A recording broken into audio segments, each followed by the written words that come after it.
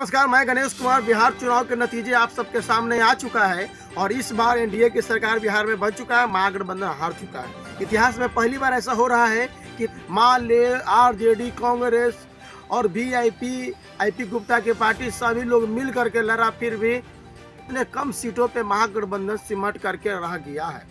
क्या ऐसा कारण होगा?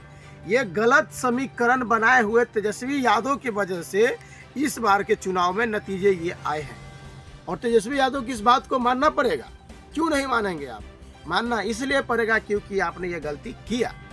बिहार में चुनाव में सबसे ज़्यादा जातीय फैक्टर निर्भर करता है, जो कि आरजेडी शुरुआत से 1990 से लालू यादव के बनाए हुए सिद्धांतों पर चल रहा था कि दलित यानी चमार, पासवान को और मुसलमान और यादव को साथ में लेकर चलेंगे तो हमेशा जीत हासिल होगा।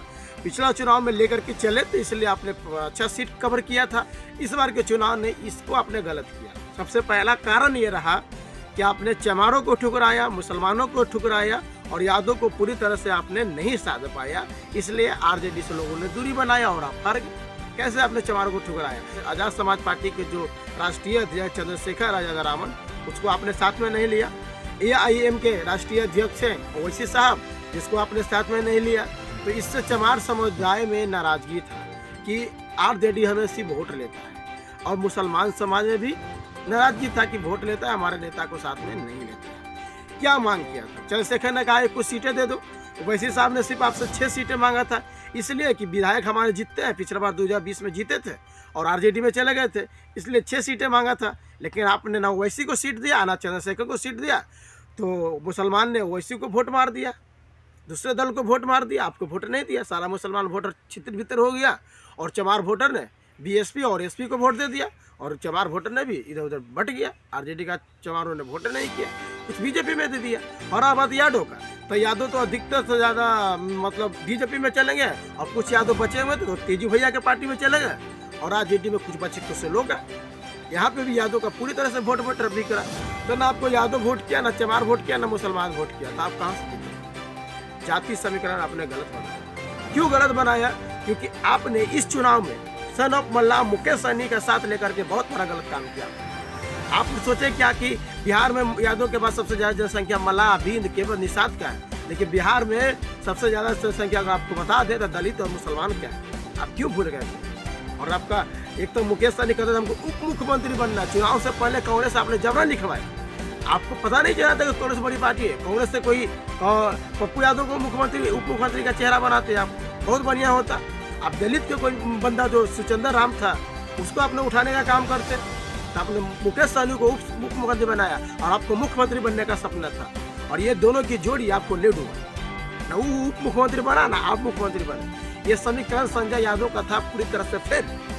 ऐसा आपने नीति का रखा था जो जातीय समीकरण बिहार के नहीं समझ पाया।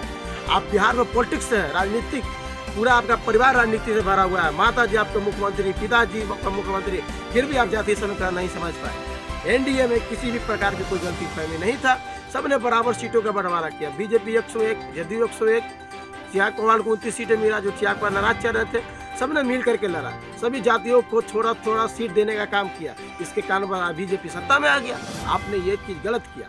तेजस्वी यादव जी, आपसे निवेदन करता हूं कि अगले बार के चुनाव में इस चीज़ पर ध्यान जरूर दीजिएगा।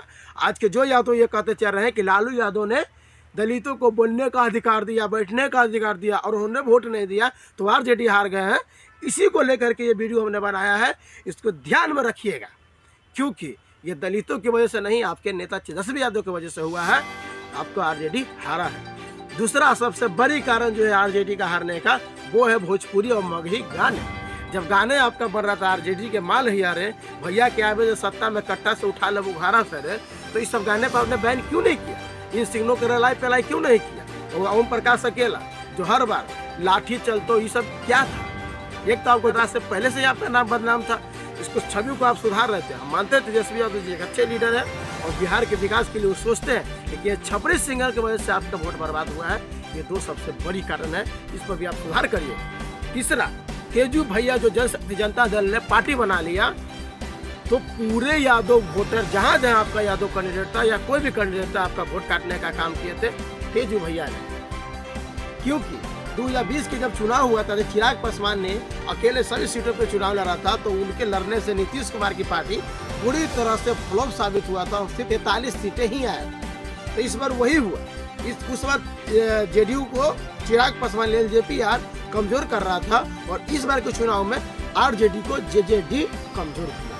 जनशक्ति जनता दल चुनाव के वक्त बना और इसके कारण भी रहा कि आरजेडी कमजोर हो गई। तो आपको बता दें कि आप अपने परिवार को मिला करके चलिए। तेजू भैया को आने वाले जो भी चुनाव होगा उनको साथ में लेने का काम करिए। अभी बहन रोनी दीदी पे इतना बड़ा अत्याचार हो रहा है, क्या हो रहा है आपके घरों में, जनता खुद नहीं समझ पा रहा है। आपको कैसे आपको सत्ता में लेकर के आएंगे।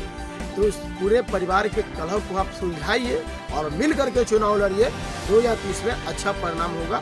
हम सभी लोग आपके साथ पहले भी थे और आगे भी तब रहेंगे जब आप सही काम करेंगे, जब आप चमार मुसलमान मतलब पूरे दलित समुदाय मुसलमान और यादव को साथ में लेकर के चलने का काम करेंगे तो हम लोग आपके साथ रहेंगे। नहीं तो हमारे पास ऑप्शन है एसपी और बीएसपी के साथ जाना। चलिए इसी के साथ मैं विदा लेता हूँ। हमारे चैनल को जितने भी हमारे सोशल मीडिया प्लेटफॉर्म है टीम गणेश कुमार से संबंधित जहाँ पे भी इस वीडियो को देख रहे हैं आप चैनल को सब्सक्राइब करिए, वीडियो को लाइक कीजिए और उन सभी दोस्तों के साथ शेयर कीजिए आरजेडी को जिसको हारने का दुख है और वो जो आरजेडी के सपोर्टर है या बीजेपी के वालों भी हैं उनके पास मतलब सभी जगह पे इस वीडियो को फैलाइए और बताइए कि आरजेडी कैसे इस बार हारा। बहुत बहुत धन्यवाद।